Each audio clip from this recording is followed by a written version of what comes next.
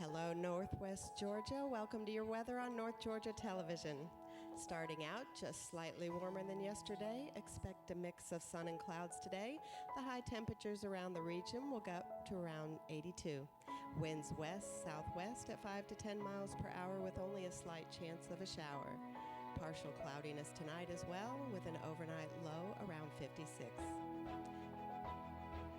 Around the region today, Calhoun at 55, 76 expected midday, and then up to an area high of 82 around 4 this afternoon. In Chatsworth at 56, midday 75, and 82 for you. In Chickamauga, 56 as well, midday 75 and 81 for your mid-afternoon high. Cohutta, 55, warming up to 76 by noon, and then a high of 82.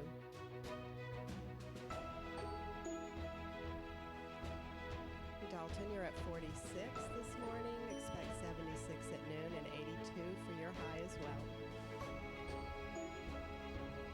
And Fairmount, 55 this morning. 76 by noon, and then 82 around 4 this afternoon.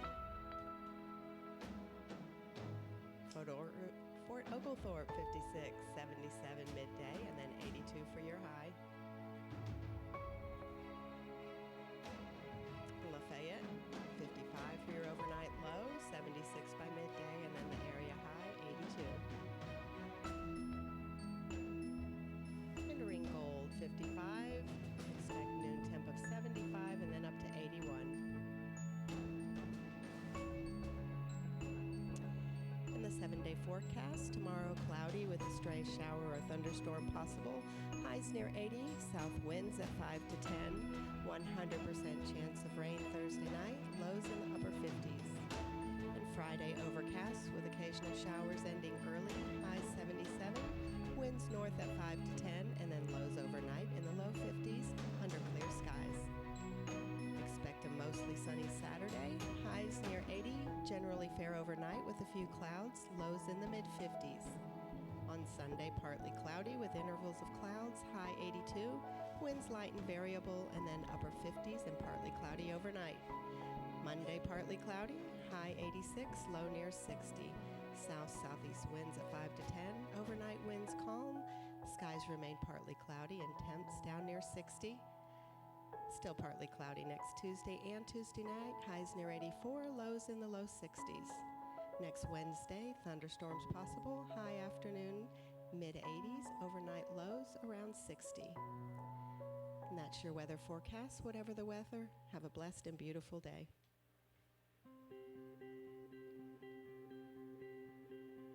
And here are the area obituaries.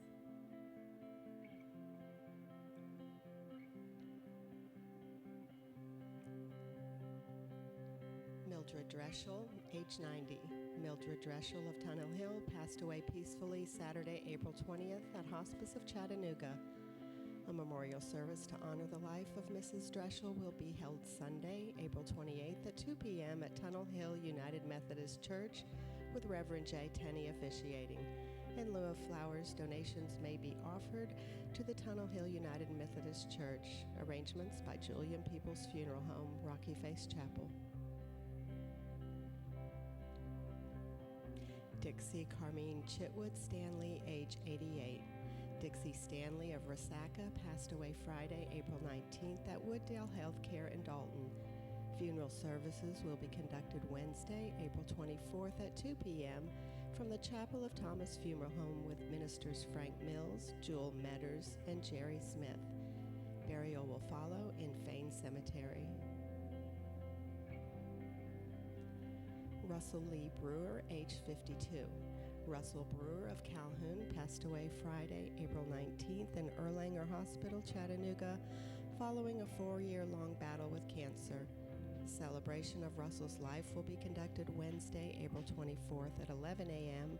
at Belmont Baptist Church with Reverend Steve Williams officiating.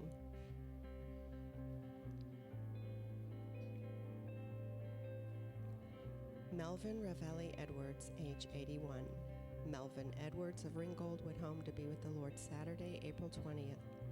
Funeral services will be 11 a.m. Wednesday in the Funeral Home Chapel with Pastor Neil Grimes officiating. The family will have a private graveside ceremony. Family will receive friends 4 to 8 p.m. Tuesday and 10 to 11 a.m. Wednesday at the Heritage Funeral Home, Battlefield Parkway.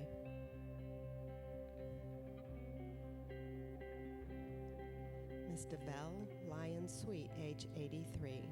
Miss DeVelle Lyon Sweet of Chatsworth passed away Friday, April 19th at her residence. Memorial services will be Saturday, April 27th at 2 p.m. at the Chapel of Sean Chapman Funeral Home. The family will receive friends at the funeral home after the service.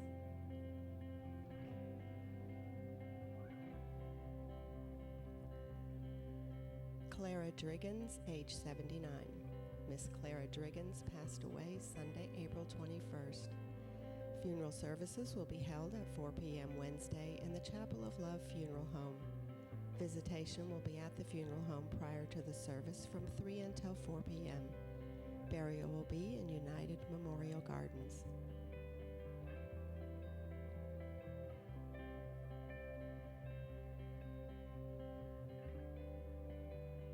Delane Washburn, age 74.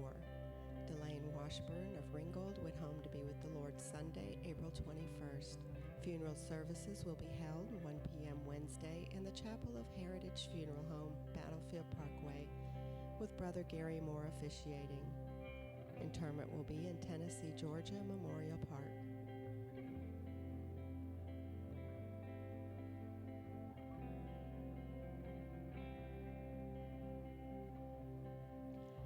Karen Lynn Alderman, age 53. Karen Alderman of Ringgold passed away Sunday, April 21st. The family will receive friends after 3 p.m. on Wednesday, April 24th at W.L. Wilson & Son Funeral Home in Fort Oglethorpe. Burial will be private. Online guest book at wilsonfuneralhome.com.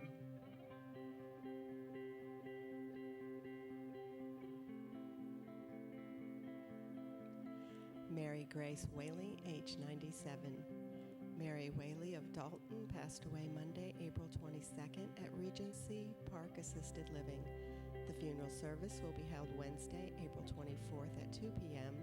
The Pleasant Grove Chapel of Julian Peoples Funeral Home with Reverend Trammell Campbell and Joe Spam officiating. Burial will be in Dawn Rest Cemetery. The family will receive friends at the funeral home Wednesday from 12 noon until the service at 2 p.m. And that's the obituaries. Stay tuned for your news.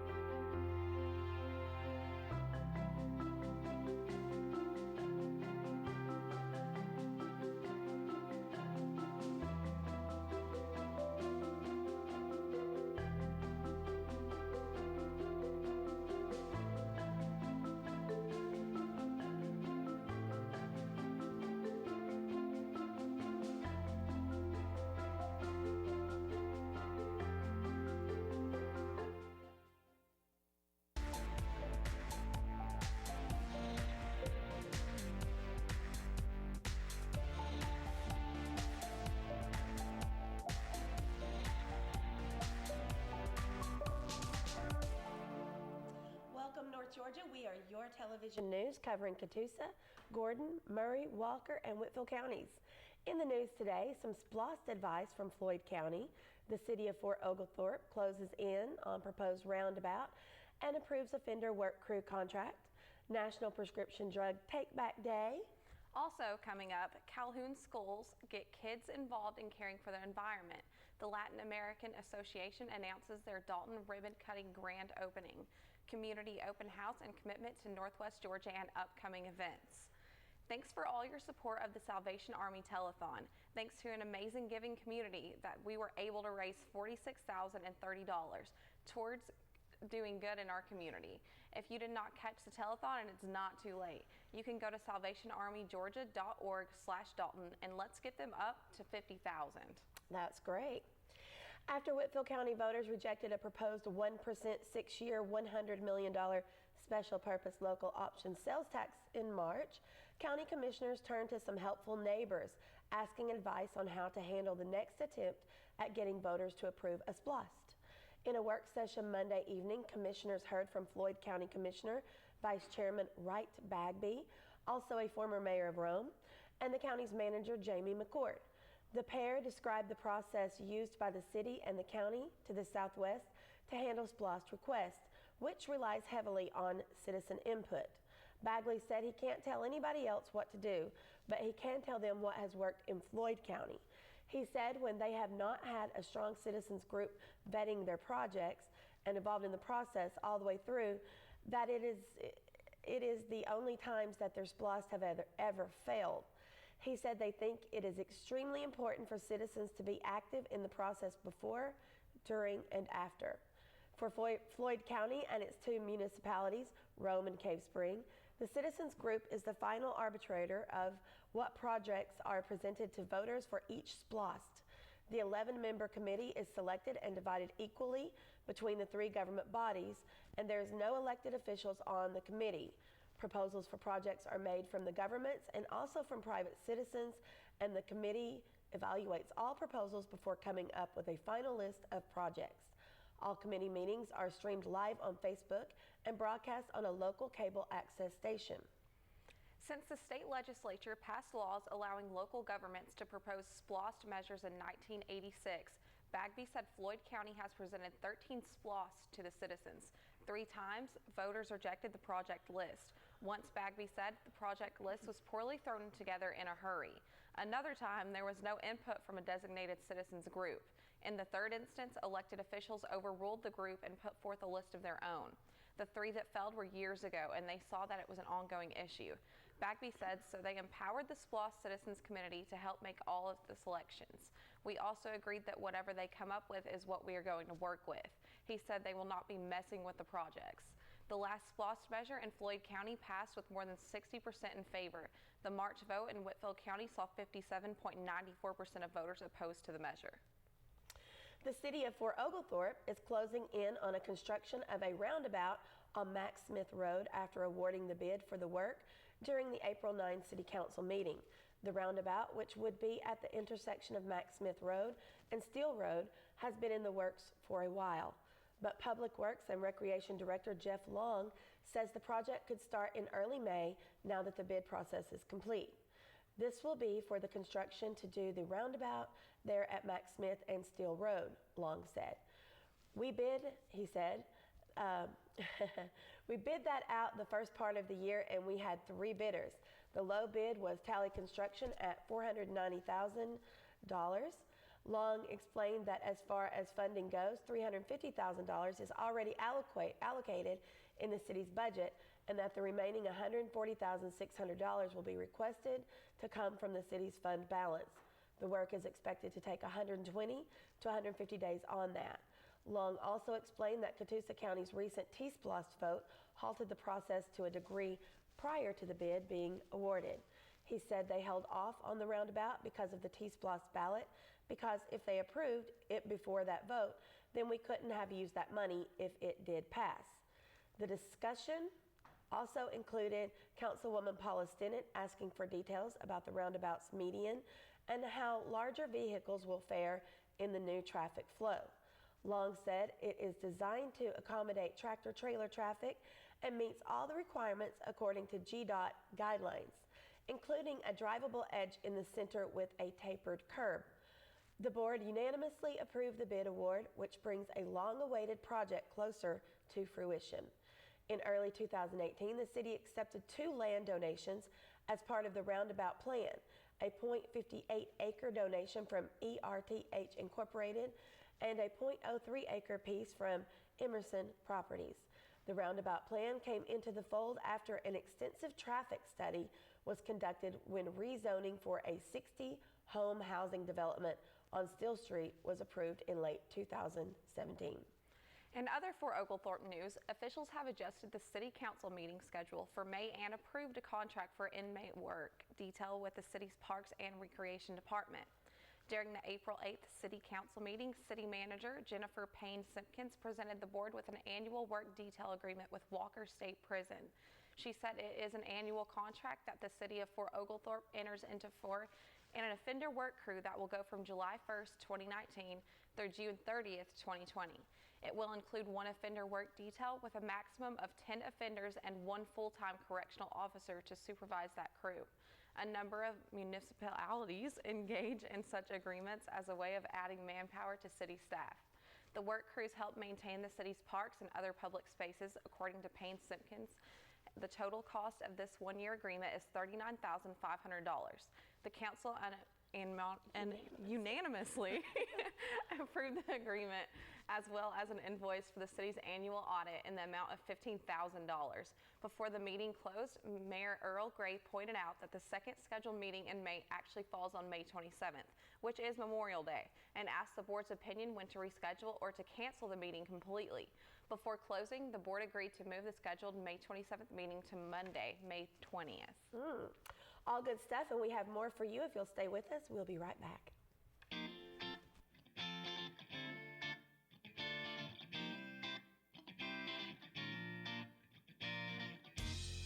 Hi, I'm Judy Elliott, inviting you to join me on Lifestyles for Women show on WDNN TV. This year brings exciting new topics that women like to discuss or just know more about. Subjects like ways to look and feel your very best, travel, family, health, and sometimes just fun girl talk. It's always exciting, and we invite your suggestions. Just message me on Facebook at Lifestyles for Women, or for more information or to watch us online, visit WDNNTV.com, Lifestyles for Women.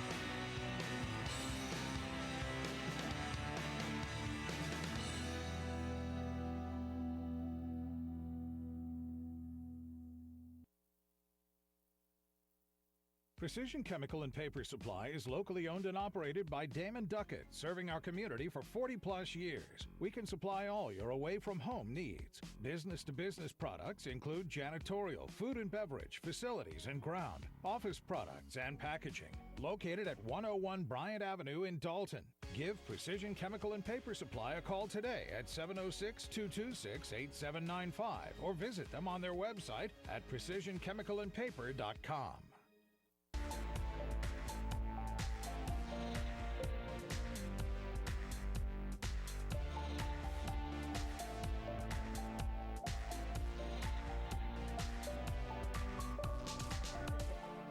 Welcome back to your local news. I'm Connie Hall Scott. And I'm Alexis Scott. And two of the Calhoun City Schools environment advocates will celebrate Earth Day with their classes and encourage earth care and sustainability for the generation that will become tomorrow's leaders. Donnie Robertson and Angie Gravitt are both a part of the Keep Calhoun Gordon Beautiful movement. Both teach for Calhoun City Schools and both teach about environmental care. But that's not the only thing they have in common. For these two educators, Monday was not just an ordinary school day for them. April 22nd, which is also known as Earth Day, was a day that both Gravitt and Robertson invited students to celebrate the environment, raise awareness, and participate in related activities. And while they teach at different schools, they each made plans to make the day special. The first Earth Day took place in 1970, soon after a significant shift in the U.S. government's approach to environmental preservation, including legislation like the Clean Air Act and the National Environmental Policy Act. The international holiday has gained recognition over the almost 50 years since it began, and it symbolizes environmental protection and awareness. Gravitt, who is known at Calhoun Elementary as the Green Queen of the campus, has been an advocate for educating her students on environmental ethics and the importance of recycling, reducing, reusing, and replanting. This year, budgeting restrictions have postponed some of the major projects for Calhoun Primary and Elementary School's Earth Day. But Gravitt, who works as a gifted teacher, didn't allow that to limit students from participating in the holiday. Traditionally, Earth Day is celebrated at the school's complex by a school-wide planting day spearheaded by Gravitt that brings students outside working in raised gardens, mulching trees, and planting bushes and shrubs. This year, they planted summertime vegetables in raised beds, and they cleaned up around the blueberry bushes they had planted in the fall. They put pine straw around them and spread mulch around the baby trees they planted last spring. Gravitt has already gotten a number of teachers on board with her plans, some of whom are planting geraniums and using recyclable materials to create planters for their classrooms. She also anticipates students will be mulching around bushes and trees. Promoting environmental education through the clubs she sponsors and BTV, the complex's morning news show, Gravitt has been vocally passionate about sustainability for years now, increasing the variety of materials the complex recycles. According to Gravitt, one of the things that's most important as they are planting raised beds and growing food is for students to understand food comes from the earth. She said it seems foreign to many of them, but that her hope is through farm and to table education, they can teach kids that this is how it happens. You put it in the dirt, it grows, and you eat it. Gravitt also said making sure students understand this is our only earth is a crucial part of education, raising awareness among the youngest in our society. As one of the school's champions for environmental activism, Gravitt not only tries to inspire his students to help make things better for the earth, but also to create a movement of awareness. Earth Day is a great day for her to do that, she said, and on Monday, she led students and staff alike in her planned day of hands-on demonstrations of environmental care.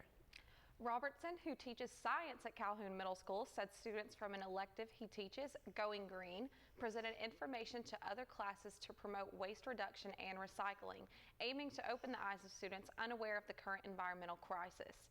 He also said the impact that our irresponsibility has on the environment is well documented, and when students and staff alike realize $11.5 billion is spent in America picking up litter, they are disturbed.